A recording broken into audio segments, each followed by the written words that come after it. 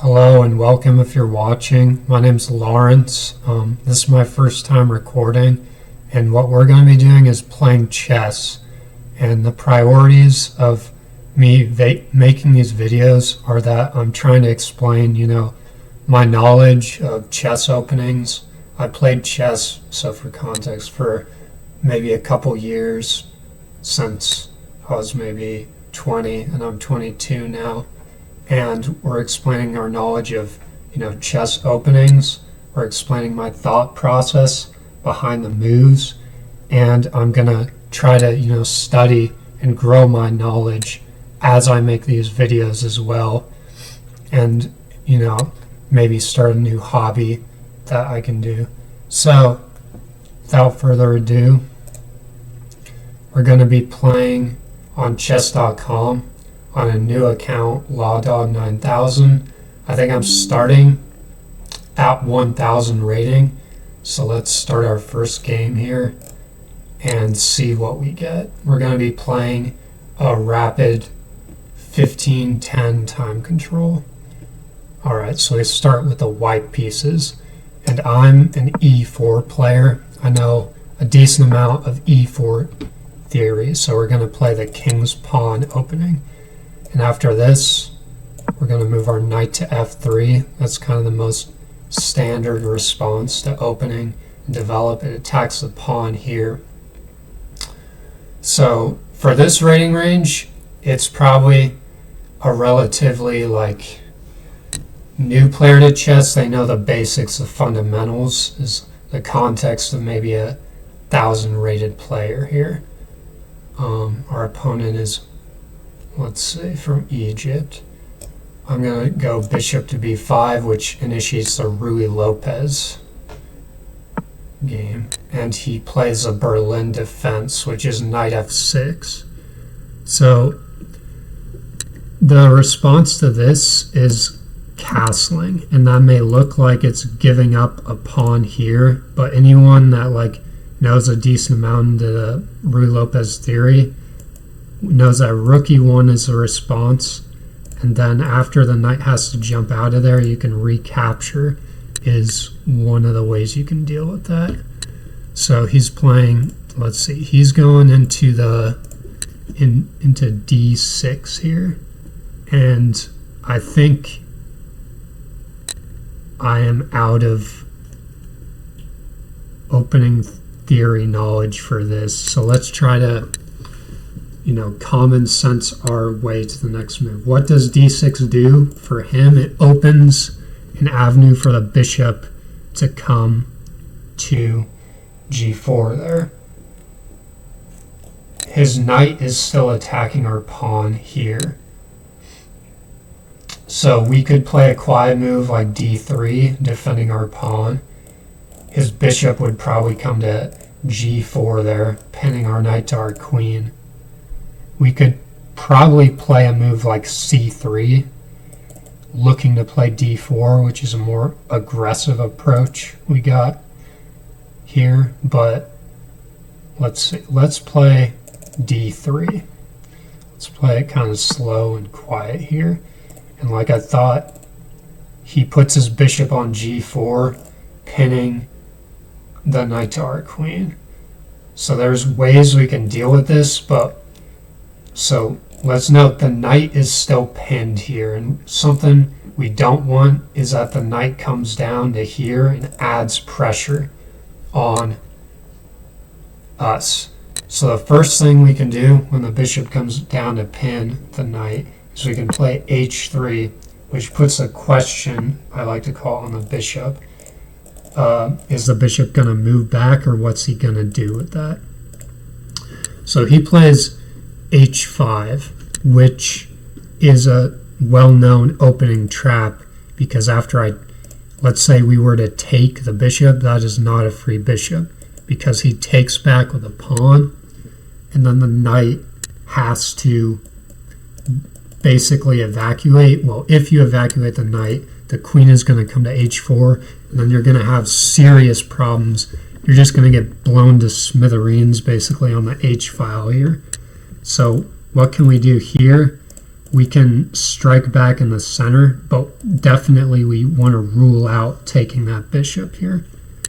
We could place our bishop on g5, but often a good rule is when they're playing a flank attack, what you want to do is pressure the center back.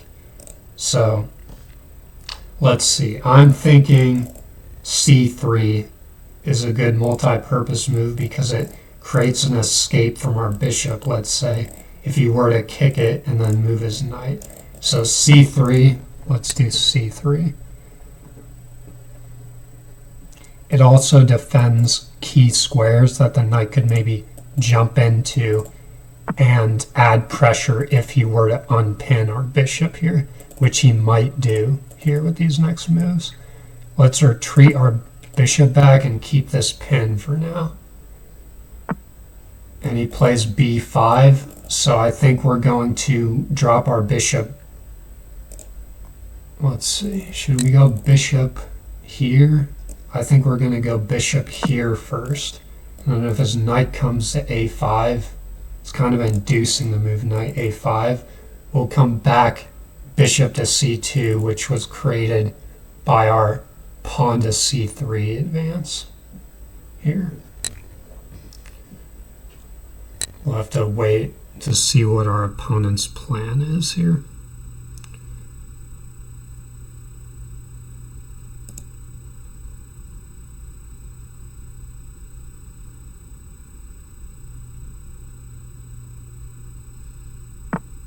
Alright, our opponent pushes pawn to b4. So I don't really mind if he takes on c3 here. We can recapture with a pawn and still have, you know, our pawn established. We could recapture with a knight, but the issue with that is his knight comes in and adds pressure to our knight on f3, which is already pinned here if he does that. So looking ahead, we could play, the pieces we still need to develop are our knight and our bishop here.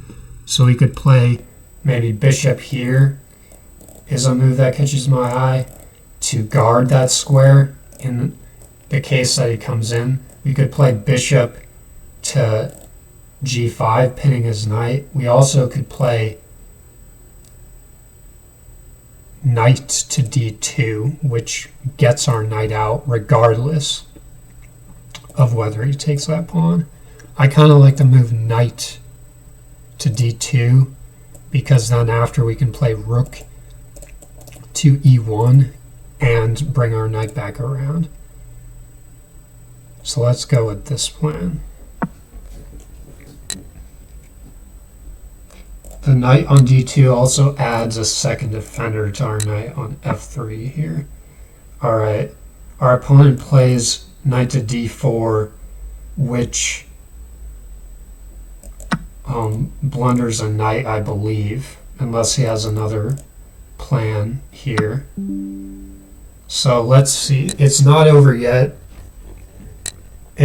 You gotta keep playing and adding pressure on your opponent even after they blunder a piece, because he still has a lot of pressure on my king side here if I fumble this up, basically.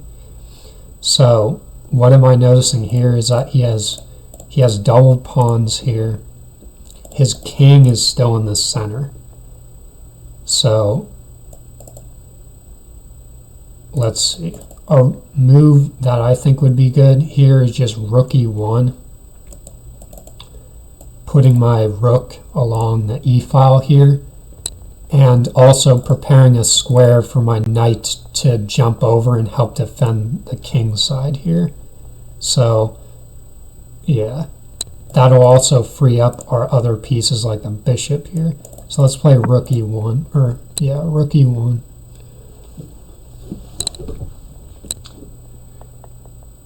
And now we're just simply up a piece. So it should be easier to convert this position now that we have a material advantage, basically.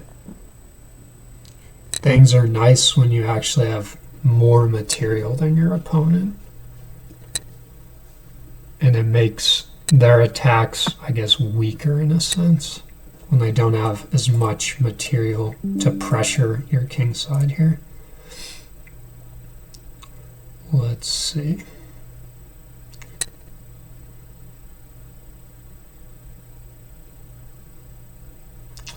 He plays a5. Maybe he's looking to play a4, which is that scary because a4, my bishop would have to move. Let's say my bishop moves to, we got a couple squares. We got c4. We got here, which attacks. We got d5, which attacks the rook. And if he takes with his knight, we take back.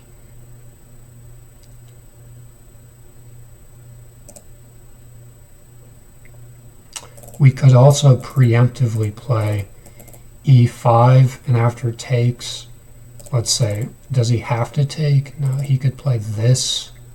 He could play d5 and then try to trap my bishop. Well, yeah, he does because his knight is getting attacked. He kind of has to take. Or else his knight jumps out. Where could his knight go? He can't go here. He would have to go back, and then we can open the center. I kind of like e5 because since his king is already in the center, what should be like our first priority here is we want to open the center.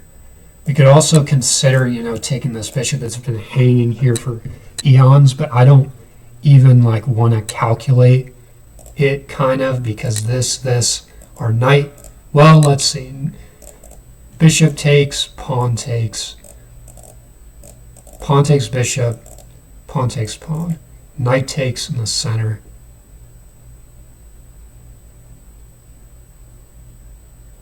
His knight, I think we can basically just take this bishop, and then maybe even a good compromise would be take the bishop, h takes, and then e5 counterattacking here, because if takes with check, I think we're going to go with that. Let's say knight takes, we still have a5 here. We're going to play e5 because takes with check. And now we're basically up like a significant amount of material. Well, let's see. Maybe this wasn't the most accurate way to play because he can escape with his knight and come down with his queen, but he doesn't do that. So let's see. His king probably got to move to there. Probably got to move to d7 because he doesn't want to guard with a piece because we could have taken. So let's see. We can take back with a knight here. We can take back the knight with a knight and attack the pawn on d4, which is a little bit annoying. And it also frees up our other pieces. We could take back with a queen to try to, get an immediate attack on his king, but I kind of like just taking back with a knight because it's freeing up our other pieces, and you don't have to be like quick in a position like this, especially since I'm already up 5 points of material. We can kind of take it slow and just let the position play itself, just let the pressure increase until our opponent just cracks. So let's see. A move that stands out to me is bishop to g5 here, and what that's doing is just preventing his queen from getting there, and it's preventing his queen from getting to the h file, and it's controlling a little bit more squares around his king. So let's play bishop g5 and see what our opponent plays. Note that he's now guarding the pawn on d4, so he can't take pawn on d4. Alright, he's x-raying our king is something I've noticed, but I don't know if that's really scary because we're guarding the bishop with our knight. Of course, he could push f6 here, but I think we have a pretty decisive attack that's going to start on the king. So something I've noticed is that this, diagonal is open for attack, and an issue with that after we give this check on a4 here is that he can push his pawn to c6. If we had a rook here, we can just take afterwards. So I think we'll play rook to c1. If he plays here, we'll play bishop to a4 check, and then after that we can take on c6 with check. So even if we're scared about losing our bishop, he won't be able to take it because he'll be in check, and we can decide where to go from there.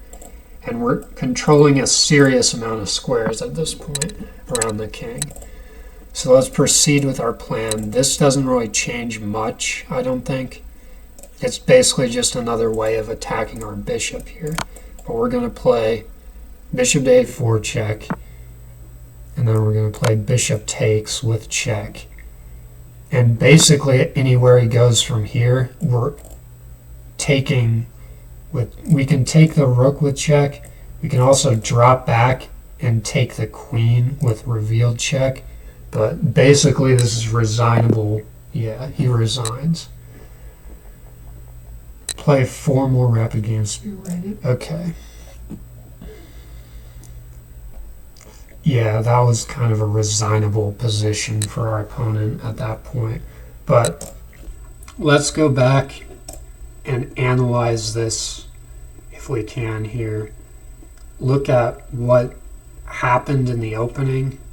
You started off strong in the opening with that free material and pressed your advantage until you found victory. This line of the Ruy Lopez. The king's textbook. Your opponent mirrors your knight. Okay, Berlin. So Kingside d6 supports the e5 pawn and allows the light square. Gotta protect your valuables. Solid move. Your opponent's pinned your knight, limiting its movement and adding pressure. Right, so he moves his bishop to g4 to pin my knight. Good, you kicked that black bishop right out of there. Usually the best response to this. Let's move into engine analysis here so we could see maybe other possible responses. You could have knight b2, kind of the idea we employed later in the game, which basically just reinforces the knight for now, and maybe it could be followed by rook e1. You have rook e1 first, because if takes, you just take back with a queen, and you would like that. But anyways, we go with h3, kind of the most straightforward response to that. And it says h5 is a mistake. It's basically you're just h5 I think is called a fishing pole trap. Black is trying to bait you, and if you take here, let's see, take, I guess this wouldn't even be that bad for white because his knight is still on f6. So even if, let's say, I drop back here, and he has to move his knight still to get his queen to the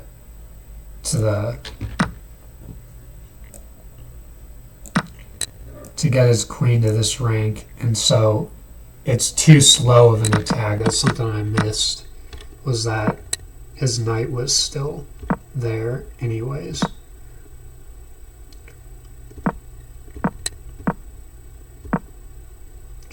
So knight to d2, knight b to d2, and then knight d4 is just straight up a blunder of a knight.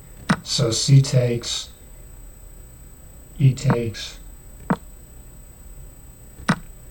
we take his bishop, which was basically just hanging for the whole game because his knight is still on f6, his attack is too slow there. So H takes, and then we counter strike with E5, which was the computer really likes this plan. So he takes, we take with check. His king moves. I thought that was the best square for the king to move, because if you try to block, you're just losing more material here. So we take back with the knight. Queen comes out. And from here, it's just basically resignable. Yeah, we knew. I didn't know. I wasn't able to calculate mate in 7 or anything, but I mean, you can just see from the amount of material that black is just falling apart here. So looking at the opening here, e4, e5, knight f3, knight f6, bishop b5 is the Ruy Lopez. And then the Berlin defense, let's go into this. So if the Berlin defense, you castle, and he takes here, something I mentioned is that this is not really a sacrifice of a pawn, because you can play rook e1, and then the game goes on with knight d6, and I mean, the engine's suggesting bishop f1, but most people take knight. Knight takes e5 here. And so that's like the, if he takes here, it's a blunder, because knight takes c6 is with check here, with a revealed check from the rook on e1. So what they have to do is they have to take their knight here, and then rook takes e5 is the next book move. But yeah, you could look at that opening further, basically. That's the, this is like one of the main lines of Berlin defense. So let's actually play another game here. I'll play one more game and see how this goes. So now we're playing as black. This is good. It's aborted. Okay, we're still playing as black.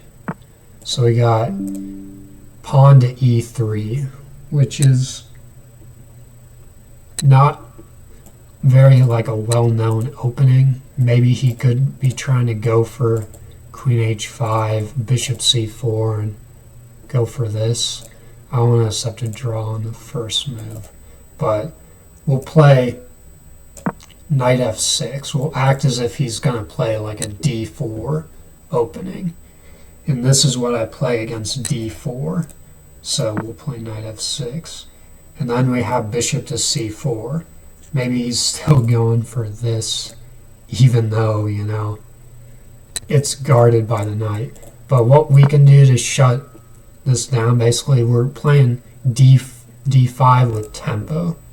So his bishop will have to go away, and then we can decide what to do from here. So I'm noticing we can just put another pawn in the center, and I don't see a reason why not to. And that's typically what you want to do when the other opponent basically just gives you the center.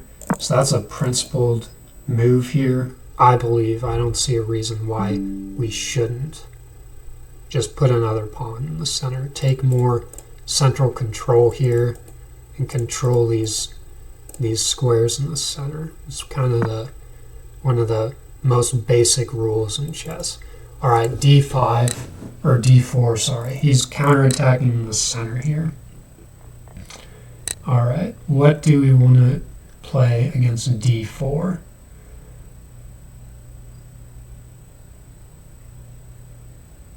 We can play knight to c6, guarding, but then after takes, he's attacking twice and adding a lot of pressure to our pawn on d5. However, that's not to say we can't guard it with something like c6. So we'll play knight to c6. Because he can't take immediately because we have two defenders. Alright. So now he brings his knight to c3. So from here, we could pin his knight. I don't really like that much because it goes into a3, and then you have to drop the bishop back. He is attacking our pawn twice, and after capturing, he'd be attacking it 3 times here. So I'm kind of wanting to play bishop to e6 here. There's nothing wrong with bringing your bishop here to guard this. It's not as active as other ideas we have here, but I want to, maintain the tension in the center. So we're going to play bishop to e6. And then our last order of business here is finding a spot for the bishop to be developed to so we can castle. And knight to f3 kind of signals, at least to me, I think it signals that maybe we should develop our bishop to d6 to guard this pawn here, because now this pawn is attacked twice and we need another defender. So let's develop this really simple setup here. Bishop to d6, and then if takes, we can take with bishop here so we aren't dropping this pawn.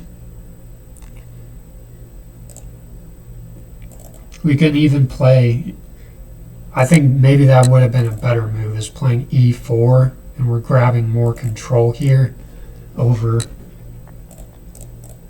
we're grabbing more space here basically over the center. But if our opponent lets us, I think that is a tempting move on the next move here. It does run into something I'm noticing, is it runs into knight to g5, which attacks our bishop.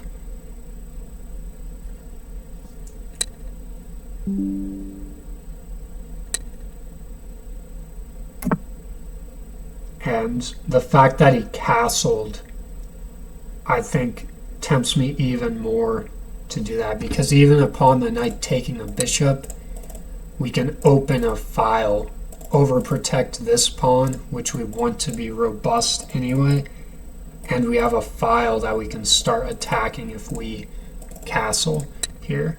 So I think we're going to play e4. We're going to play e4.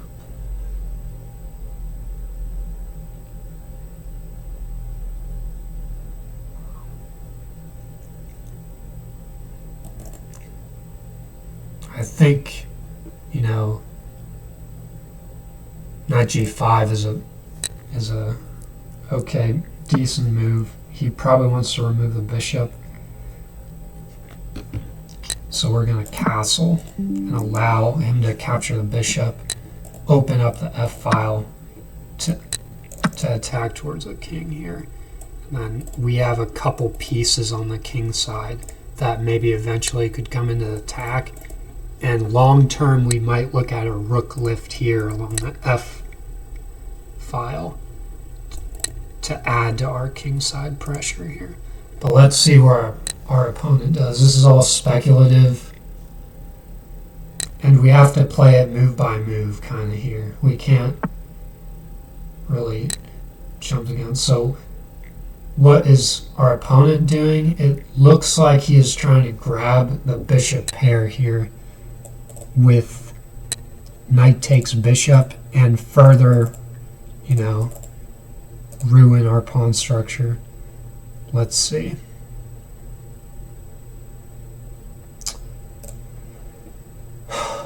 Bishop takes on h2 doesn't really work because we don't have the square on g4. So if that move catches your eye, basically you got to calculate, do you have this square to go to? And then is a queen able to come here? Is a rook able to add to the attack? But that doesn't really work here in this instance. So we could just let him take the bishop here, but I don't really like the idea of that because the bishop is a key attacker here. So I think a simple, let's see, A retreating move could allow c4 here. We'll see.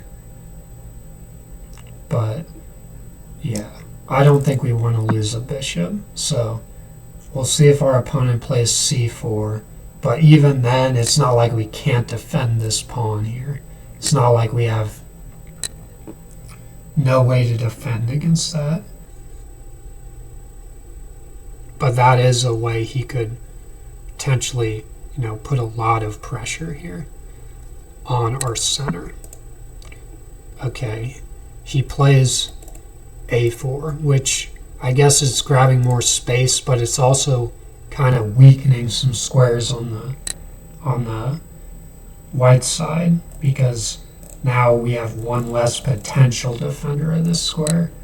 So I think kicking the knight back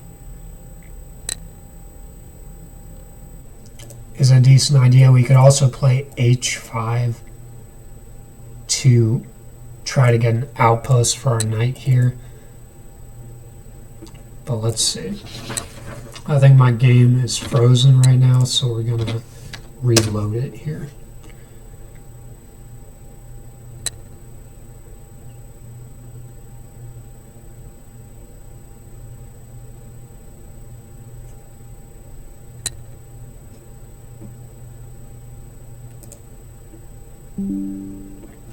All right, so I think let's start with a6. We're asking the question of where are you going back to this knight? He could move back to a3 and maybe attack here.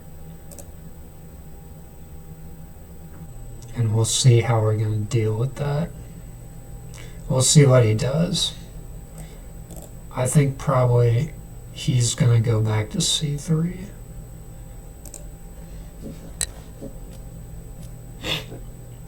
But something I'm noticing also on white side is that he's going to have trouble kind of getting his bishop out, it seems like to me, because of how good our pawn chain is here. How it's kind of restricting that bishop's movement. Maybe he could move his bishop onto this diagonal somehow, but currently I'm controlling these squares. So, and that's something we don't want to give up.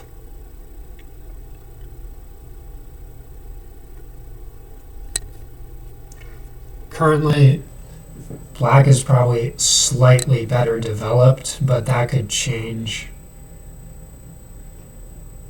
here.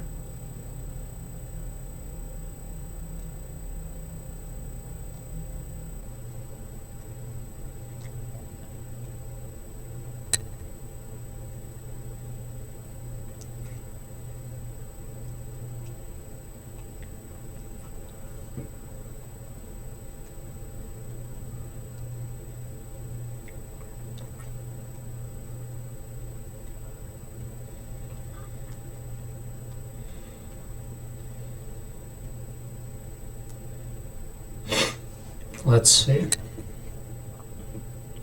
If his knight moves back, one thing I'm considering is knight to a5, because, yeah, that is basically making it impossible to move this pawn because, well, no, not necessarily. His queen still guards his bishop, but we can take here, and that really messes up his pawn structure on the king's or on the queen side. Let's see. Also, I think just the move bishop to d6 would not be bad. Knight to a5 puts a knight on the rim, but it's for a purpose. It's also, if he plays there, it's also adding another defender, but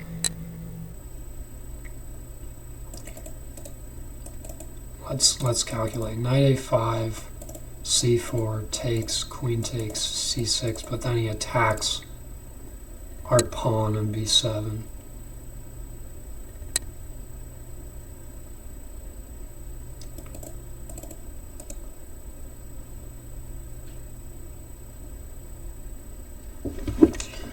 let's see.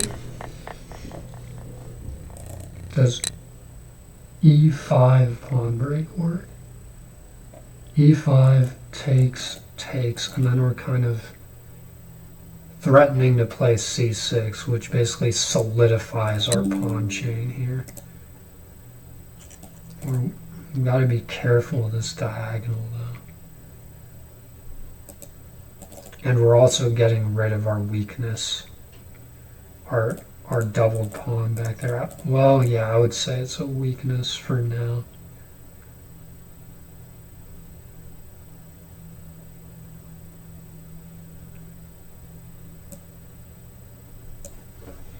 But then he can play c4, e5, takes, c4. No, he can't really. Well, how about just e5, c4? It's getting into a lot of complications here. We can take. I think e5 works in our favor.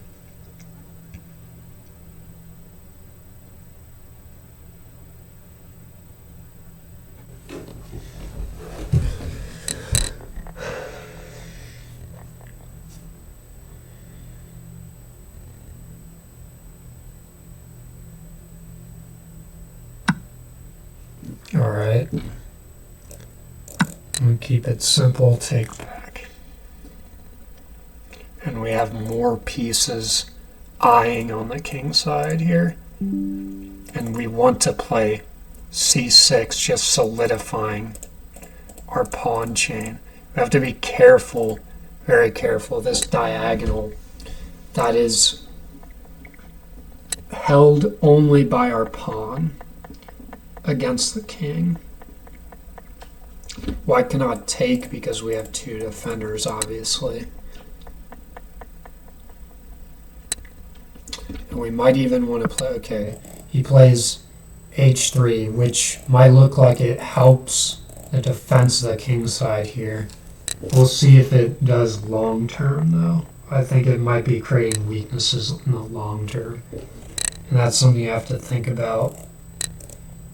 Let's play c6. Solidifying our pawn chain. And then we're going to think about how we're going to attack on the king side here. I think we're going to play it for an attack, I believe.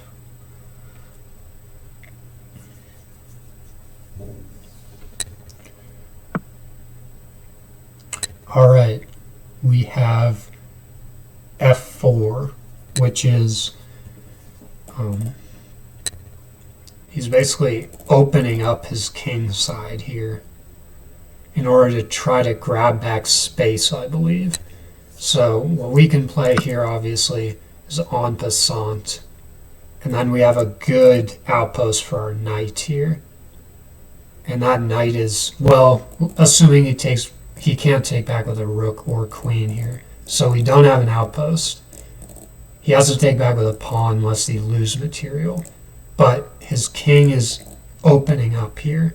We're opening up the king side, and we have more pieces over here. So I think the path forward in this game is pretty clear, is that we're going to have to find a way to add pressure to the king side here. So let's see.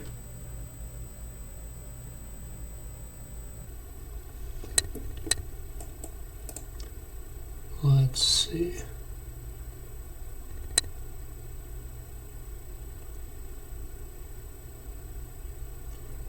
I like the look of queen c7. And what that's doing is it's just eyeing a file. The queen I think would be ideally placed on g3 there, just checking the king, and then we can get other pieces in. I think it could be that we're able to set up a sacrifice of some sort if we go queen c7. So let's try that. We're also removing the X-ray on our queen, which I don't know if that works in our favor at all, but we'll see. It does allow him to play F4 again, which I didn't really consider. But we'll see how he plays this. If he plays F4, we might be able to play knight to G6, keeping our knight on the king side. And his king is still open, and we have an outpost on E4 for our other knight. But we'll see how he plays. Yeah. F4. And I think we don't want to get crazy here. We don't want to sacrifice anything. It's not really the time to do that. I think we want to play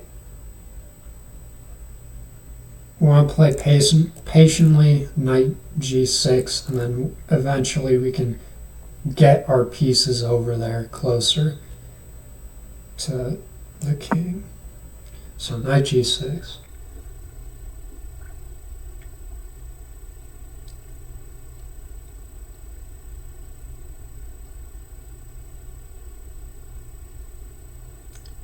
And if I had to guess what the engine is saying is in this position, I would say black is definitely better here, just because of I'm evaluating it based off king's safety.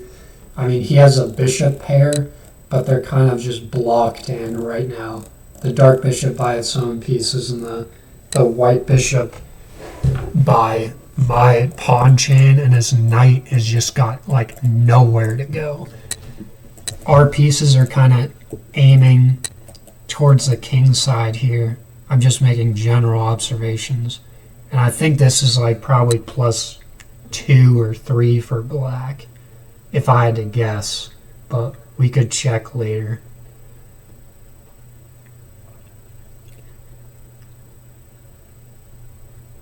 Maybe I'm overestimating how much of an advantage that black has, but we'll see. I didn't really have much theoretical knowledge of the opening. We kind of just had to common sense the move E3. But I'm sure there is some theory or how it transposed to kind of a D4 opening with them playing D4 on move 4.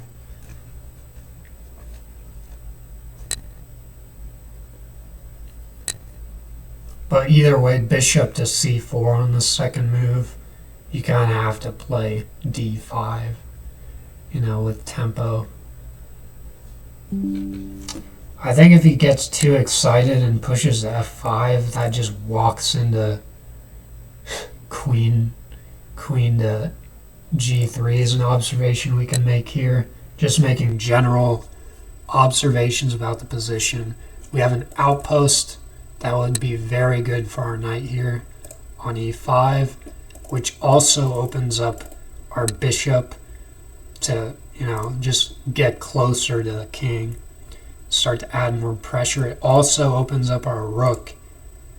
And the last piece we don't have in the attack is this rook. So we can think about eventually how are we getting that rook into the king side attack here.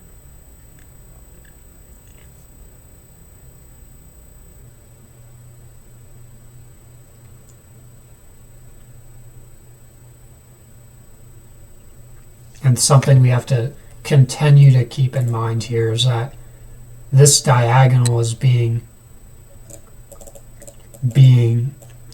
eyed by the bishop here the whole time. So I think this knight e5 would actually be a blunder as of right now, because of bishop takes sacrifice and then queen takes with check, forcing the king back, and then queen takes e5. And we notice that because we're noticing this diagonal here. So let's rule out the move knight e5 for now, but something we can do to make it possible is rook to d8, or we could play king to h8. I like the look of, well, king to h8, it just removes the problem entirely because we're now no longer pinned. I think it's too early to hop in and start giving checks, but I could be just completely misjudging that. Maybe there's knight there, and if he moves forward, knight here, knight to f5 check, king there.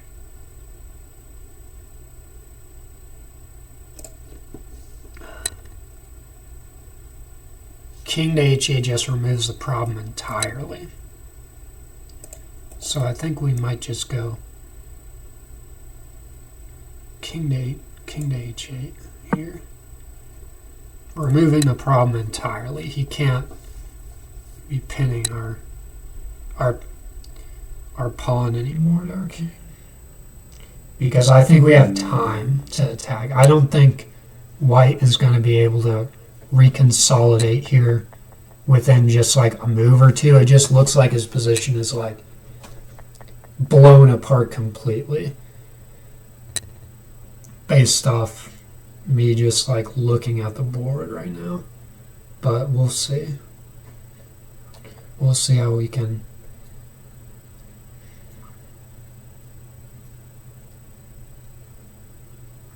take advantage of this position. And so right now we're down to 5 minutes, but what I play probably most of the time is blitz, so I'm not really that concerned about time pressure here against a opponent of this rating, but we can. All right, bishop to a2. Interesting. I don't know what his idea is here. Maybe he's trying to get out of the way to push his pawn down the board. But I think he's got like a completely wrong idea of which side of the board he needs to be focused on. Just in my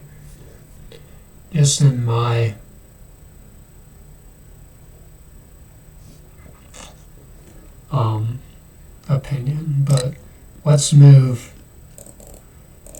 probably knight e5. He can push f4, but then we can pick it up with a fork. Yeah, let's move knight e5.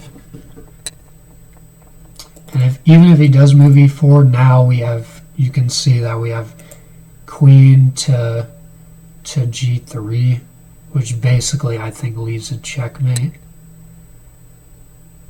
Because king gotta move back. Check.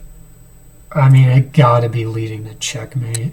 Like, knight jumps in after. And I don't see how white would survive. If he played f5, I think that's the route you go down. It would just checkmate the king. I don't think he would survive. We also have knight there. Looks really appealing, kind of, but it might be too slow.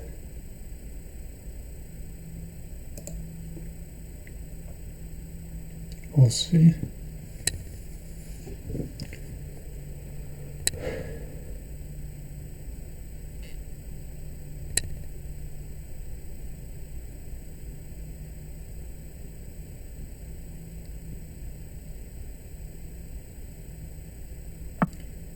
Alright, so now it looks like he's starting to get a little bit worried with his king side here.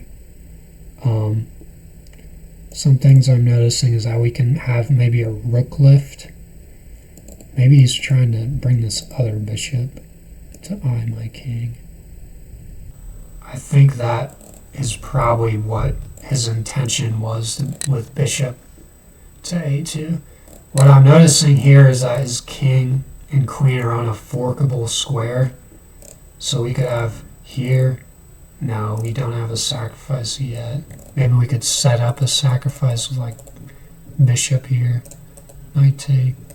We have rook takes because we'd have to give up our own queen. But if we move bishop here, his bishop is still guarding, is something we have to keep in mind. But also his rook and his queen are on another forkable square. So we could move bishop here, guarding this square for a fork. We could move, and that just gets another piece into action. We could rook lift, and then check, and then come here. Let's just do this. Let's just do bishop h4. We're kind of guarding the king's escape out of the way here, and then we're threatening knight to g3. Okay, he can't move here.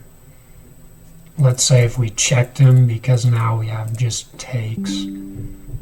So let's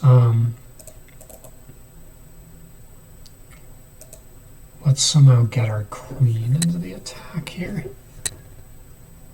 Is there a way I can get my queen into the attack? We can do it slowly, like with here. This is not as easy as it would look to be in this position.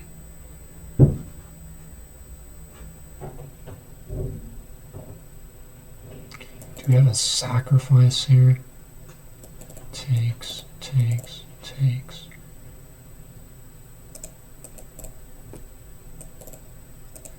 I think a sacrifice might actually work, just because takes, and I could probably even see queen takes working, because this removes the only defender.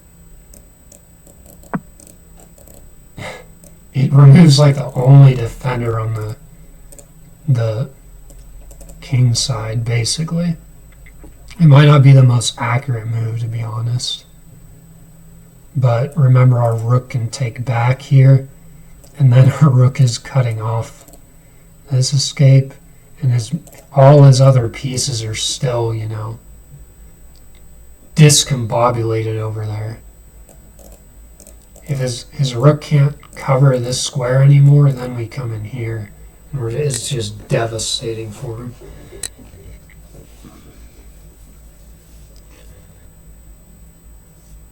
Because then, now, after he takes, I take back with my queen. And this pawn was basically more valuable than this knight in trying to help defend his king here. And after rook takes on f8, rook takes back on f8. And, it's just gotta be winning for black. It's just gotta be winning. Or we're gonna gain his queen as he's gonna have to escape by giving up his queen or something. But we'll test how good of a move knight to e5 was after the game. That doesn't guarantee he's gonna take. He might play something like this, but then we just take his rook. If he doesn't take, then he just loses the rook. He'll lose his material instead, and then queen takes, and then we just continue. We just bring our queen over and continue attacking. If he takes, I think queen takes is actually the way. Usually you're we gotta have some fantastic combination and just show how we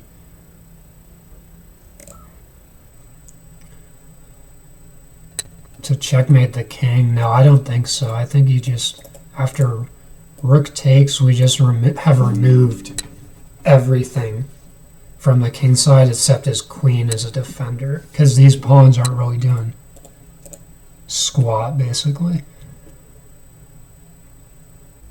So, and then if he basically has nowhere else to move without his, well, let's see, without giving up this square. So I think he has to take. Just focus on the squares here around the king is how you want to attack king side in positions like this. And he might just run out of time, but we'll see what happens. We'll see what he plays. Rook takes f8, we calculate. Rook takes f8, and then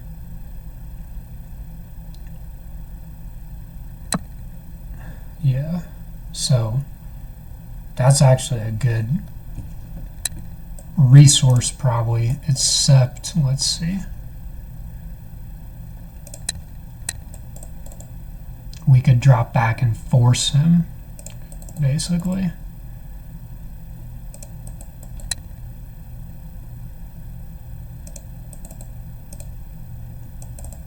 Or, let's see, we could calculate. Let's calculate this line. Check, he just blocks with rook. And do we have check here, check here?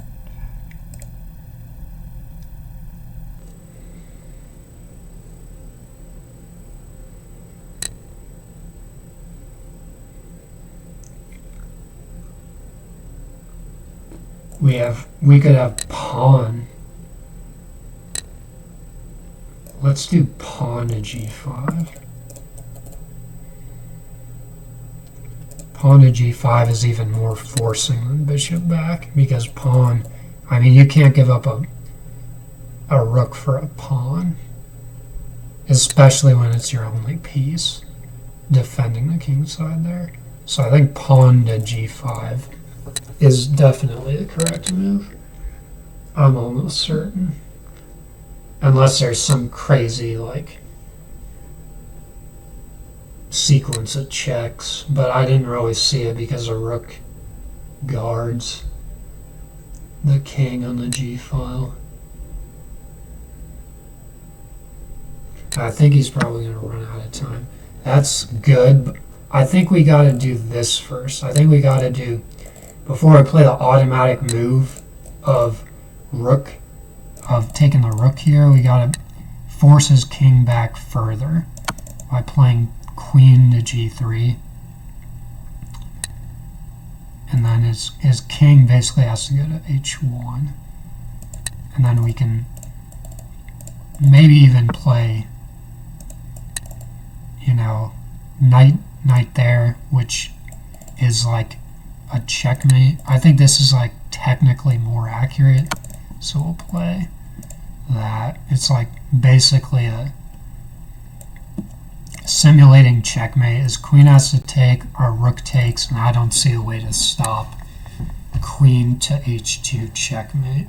So I think that's just GG. I think it's just GG. He's up 5 points to material because we haven't taken the rook back. We're fancy about it, but it's just GG. So, yeah, abandoned. Okay, so let's, if we can, look at the analysis on this position. Yeah, mate in 3. Brilliant move. Brilliant move was probably the knight move, but let's see how good it was. So this is called the Von Kruijs opening. It's just 1 e3, but it could be that it was just a mouse slip. He wanted to play e4. You don't see it a lot, but it could just basically lead to queen pawn position. So that's why I play knight f6, bishop to c4. I think, you know, definitely you want to play d5. It's basically giving the tempo to black in this position. And if you're focused on like really small things, I mean, you should appreciate the fact that you gave your white gave you a tempo by playing bishop to c4. You played d5. And e5, of course, I just figure is the most principled move, taking more of the center. And then we have knight to c6. And then I think, I was thinking maybe e4 would have been more accurate at some point, especially now that the knight is here. But we just played bishop to d6, pretty simple. Castle, and then e4 I think was a really good move here, because after knight to g5, wow. I guess now I missed that we had a Greek gift sacrifice, because bishop takes, king takes, knight is protected by the bishop, and then king moves up, or like wherever he moves, you're getting this knight. So that would have been crushing if I found that. But I castled, which allows knight takes, pawn takes. His knight moves in. Computer doesn't like, well, it says it's fine. Bishop to e7, and then a4. Yeah, I don't think that move is too good, because we played a6 here, forcing his knight back, and then his bishop has had a lot of trouble developing basically the whole game. So we have e5.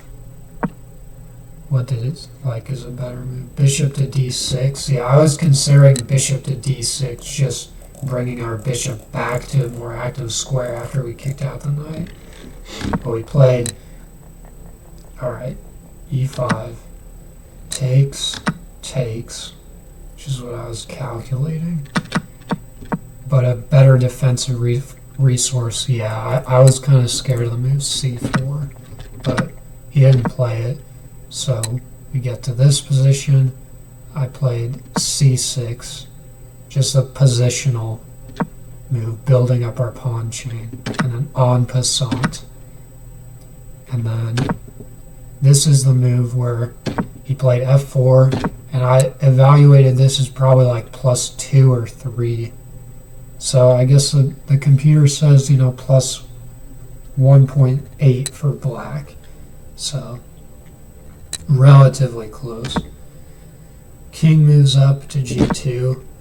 We got king to h1. I think, or king to h8, I mean. I think that was a pretty good move. Bishop back to a2, probably intending to get his bishop out.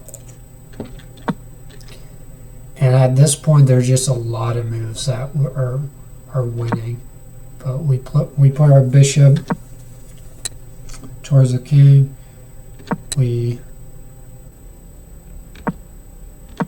Now it's just freezing up. But knight to e5 was the best move objectively by the computer, is what it says.